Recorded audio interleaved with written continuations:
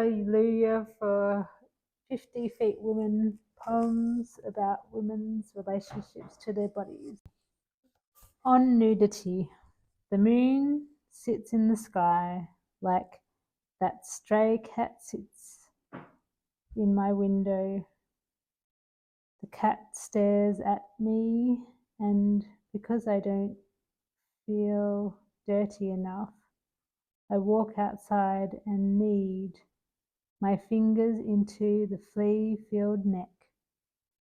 I see my neighbour naked at her counter, moonlit, tattooed to her nape, and I think I need to go to the gym.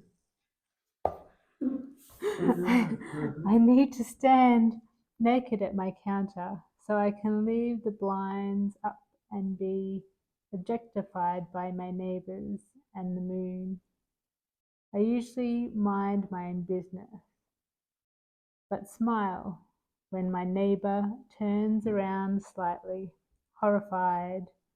The stray arches its back into a soft crescent against my hand, against the darkness of a siren's shrieking into a hospital empty bay. That was Kate Condon.